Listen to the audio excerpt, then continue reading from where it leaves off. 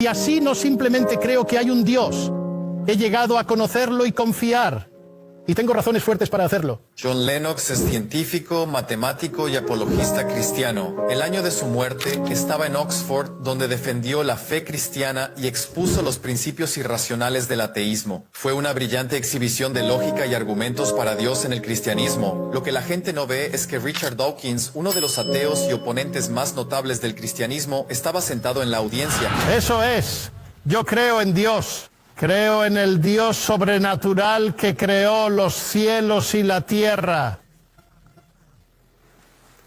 Creo en un Dios que sostiene los cielos y la tierra en existencia, basado en pruebas racionales con certeza.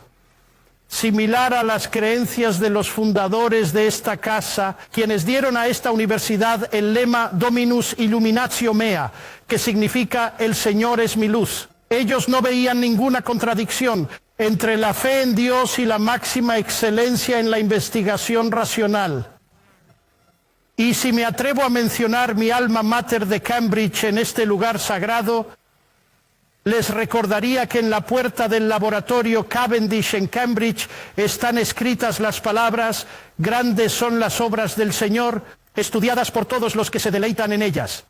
Y al observar el auge de la ciencia en los siglos XVI y XVII, Alfred North Whitehead y muchos otros comentaron que los hombres se volvieron científicos porque esperaban leyes en la naturaleza, y esperaban leyes en la naturaleza porque creían en el dador de leyes. Así que, damas y caballeros, no me avergüenzo de ser tanto científico como cristiano, porque en cierto modo el cristianismo les dio el tema. Lo que me asombra es que pensadores serios hoy en día aún nos piden elegir entre Dios y la ciencia. Eso es como pedir a la gente que elija entre Henry Ford y la ingeniería como explicación del auto.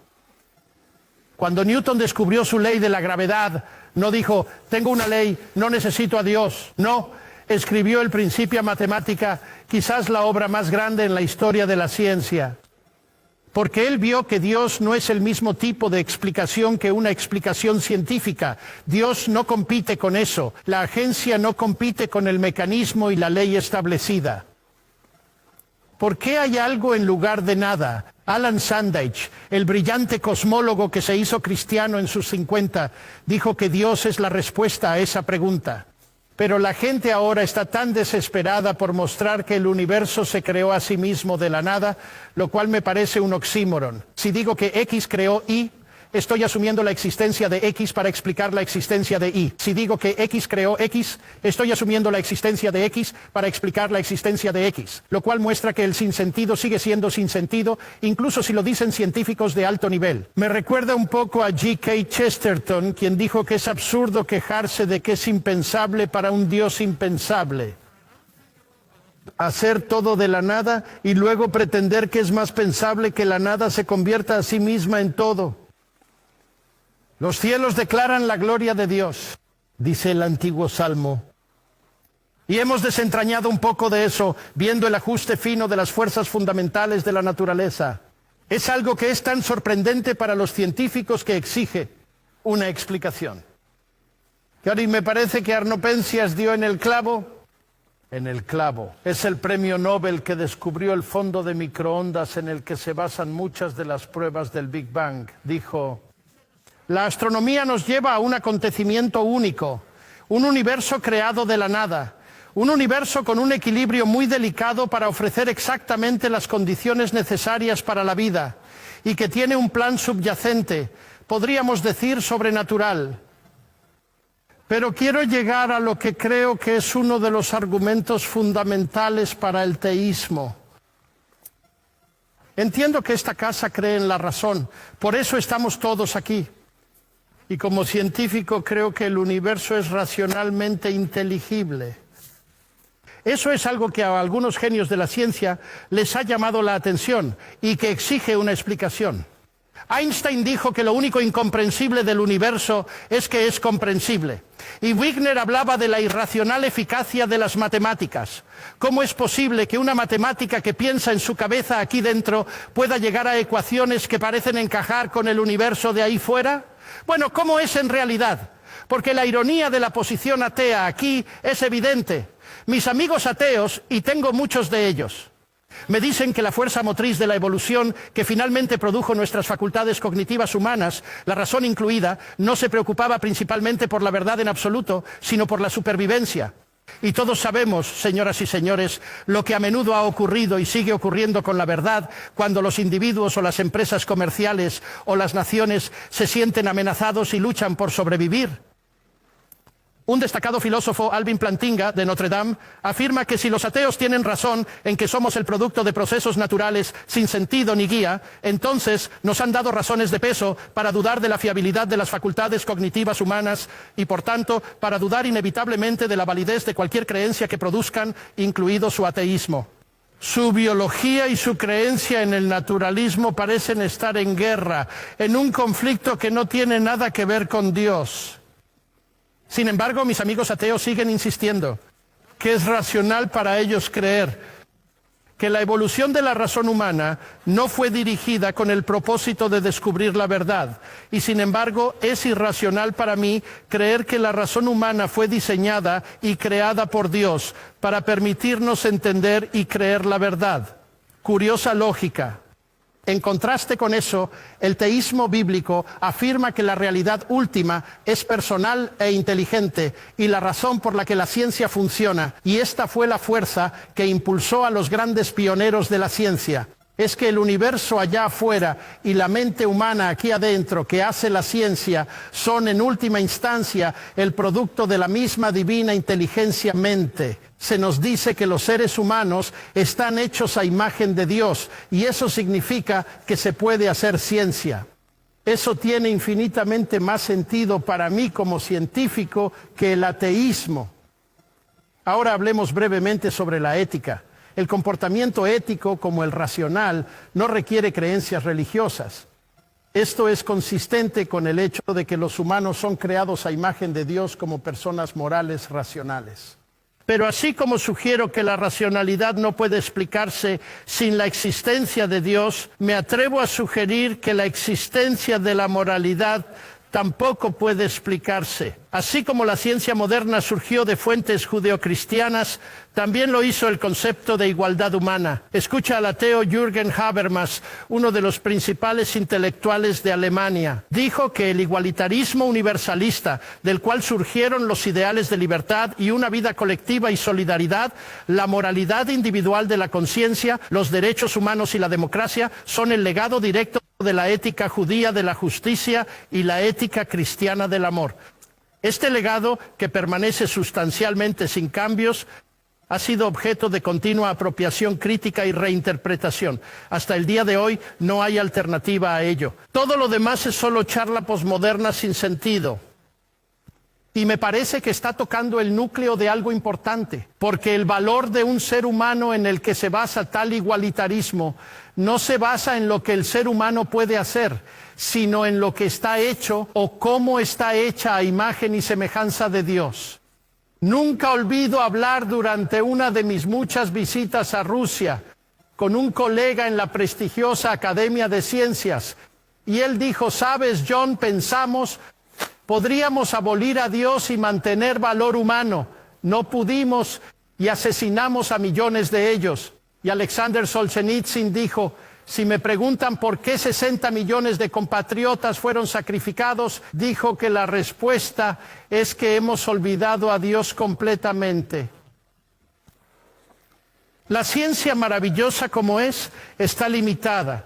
Incluso un ganador del Nobel, al analizar un pastel, no puede decir por qué se hizo. Pero la tía Matilda, quien lo hizo, puede decírtelo. Ella puede revelártelo, pero si no te lo revela, nunca lo sabrás. Y eso me lleva a mi siguiente evidencia. Es lo mismo con el universo. Podemos analizarlo magníficamente, pero al final, si tiene un creador, y creo que sí, solo él puede decirnos de qué se trata todo. Y lo ha hecho en la poderosa narrativa de la Biblia. en particular en su análisis del problema con la humanidad, no simplemente en términos de ruptura de comportamiento entre las personas, sino una ruptura vertical de confianza entre nosotros y el Creador. La solución única a ese problema no es simplemente en términos del desarrollo ético humano, aunque eso es muy importante, sino en términos de algo mucho más profundo en conjunto. La restauración de la relación rota con Dios a través de la salvación que Él trajo por medio de Jesucristo. Una relación radical que nos da poder para vivir éticamente conforme a Dios. Y aquí llegamos a lo que para mí es la evidencia principal, no solo de la existencia, sino de la naturaleza de Dios. Es Jesucristo. Él fue quien no solo enseñó la regla de oro, sino que la encarnó. Alimentó a los hambrientos, sanó a los enfermos y acogió a los marginados de la sociedad. Trajo honor y respeto a los marginados y avergonzados. Y ha traído perdón y paz a millones de personas en todo el mundo. Él puede hacer esto, por supuesto, porque aunque era un hombre, Él nunca fue solo un hombre.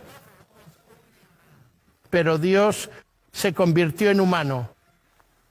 La prueba central de esta afirmación es su resurrección histórica que lanzó el cristianismo. Esto es crucial, damas y caballeros. Si Jesús resucitó, la muerte no es el fin y el ateísmo es falso. Si Jesús no resucitó de entre los muertos, el cristianismo es falso.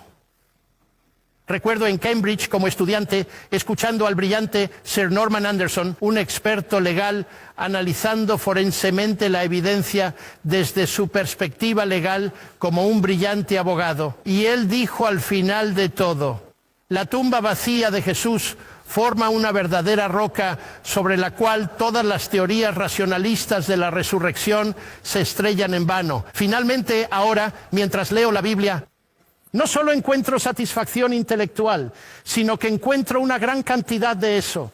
Percibo la voz de Dios hablándome. Verán, eso es muy personal, pero damas y caballeros, nos han preguntado esta noche sobre la creencia en Dios. Y quiero enfatizar con fuerza que Dios no es una teoría, es una persona. Y si el origen de mí como persona es un Dios personal, entonces lo más emocionante realmente es: ¿existe la posibilidad de llegar a conocer a Dios?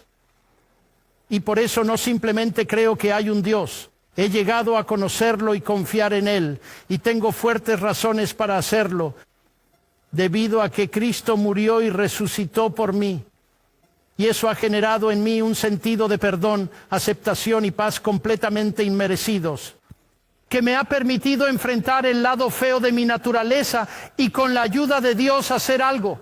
Pero me ha permitido enfrentar otra cosa. El problema más difícil que enfrento como cristiano es el problema del mal y el sufrimiento. Mi sobrina teniendo un tumor a los 22 que la mata. ¿Qué le digo a mi hermana? Y este es el problema más difícil que enfrentamos. Pero me parece que el ateísmo aquí no tiene respuesta, porque por definición el ateísmo cree que la muerte humana es el fin. Así que no hay esperanza última.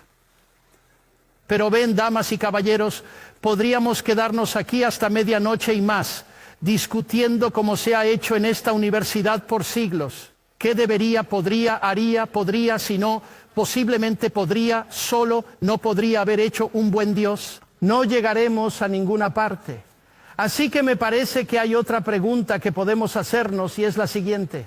Es cierto que la vida nos presenta una doble imagen. Vemos algunas cosas hermosas, vemos algunos bordes irregulares, vemos dolor y alegría. ¿Cómo podemos aceptarlo? Y me parece que aquí no hay una respuesta simplista, sino una ventana a una respuesta, y es esta. Si es verdad que Jesús es, como yo creo, el Hijo de Dios, entonces podemos preguntarnos qué hace Dios en una cruz. Y la respuesta viene por lo menos. Dios no ha permanecido distante de nuestro sufrimiento humano, sino que se ha convertido en parte de él. Y la otra cara de la moneda es esta, porque Jesús resucitó de entre los muertos. Él va a ser el juez final. He aquí una ironía, porque el ateísmo no tiene ninguna esperanza última de justicia por definición. La gran mayoría de las personas en la historia del mundo han muerto sin justicia y morirán sin justicia. Y si la muerte es el final, entonces por supuesto no tienen esperanza de justicia última. Pero la promesa del Nuevo Testamento, garantizada por la resurrección de Jesús, es que Él será el juez en el día venidero. Así que, señoras y señores, estas son algunas de las razones por las que creo que Dios es real y digno de confianza. Gracias.